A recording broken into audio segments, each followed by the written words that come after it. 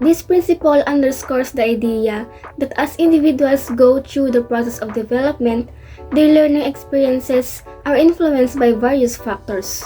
These factors encompass physical, intellectual, emotional, and social domains, reflecting the multidimensional nature of human development. Let us proceed to the implication of this principle. In teaching and learning, this principle implies that teachers should pay attention to how students grow and change. Basically, it means that teachers should be mindful of students' development and adapt their teaching to match their pace and ways in which students are growing. By understanding and accommodating these changes, learning becomes more effective. What is the importance of this principle in teaching and learning? So this principle is important because it enables teachers to make informed decisions in their teaching methods. When teachers grasp how development influences learning, they can customize their teaching methods to suit each student's unique needs. This is not only to help students grasp concepts more effectively, but also creates classrooms that cater to individual needs, ultimately enhancing the overall learning experience. Theories and philosophies. The theory that supports this principle is the constructivism. Constructivism supports the principle of developmental influences on learning by emphasizing the active role of learners in constructing their understanding of the world. Constructivism acknowledges that learners come with their own experiences and prior knowledge the learning process. It recognizes that as individuals develop, their opportunities and constraints for learning differ. Constructivist approaches align with the notion that effective learning takes into account the diverse and evolving aspects of development across physical, intellectual, emotional, and social domains.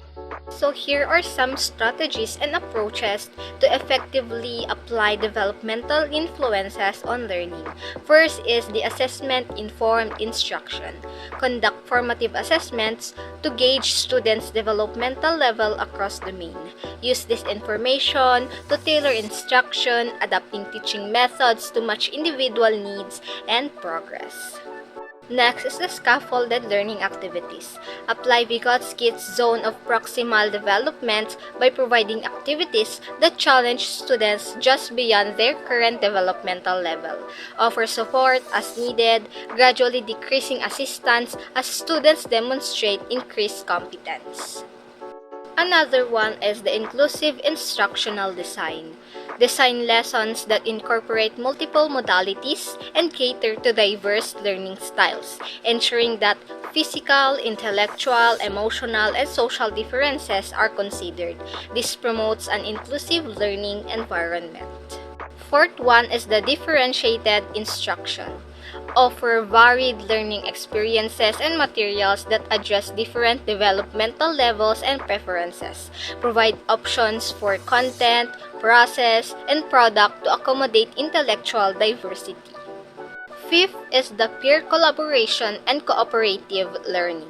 Facilitate opportunities for social development by incorporating collaborative learning experiences. Assign tasks that require teamwork, communication, and the development of social skills.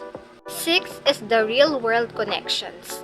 Relate learning objectives to real-world applications. This approach helps students see the practical relevance of their education, promoting intellectual and social development. And last is the reflective teaching practices. Regularly reflect on teaching practices and their impact on students' development. Adjust instructional methods based on ongoing assessment and feedback, ensuring a responsive and dynamic approach. In conclusion, how individuals grow and develop impacts their learning experiences. Physical, intellectual, emotional, and social development stages present different opportunities and challenges for learning. To optimize education, it's crucial to acknowledge and adapt to these variations. A student-centered approach tailored to individual needs creates an accessible and well-aligned learning environment, recognizing the diverse aspects of human development.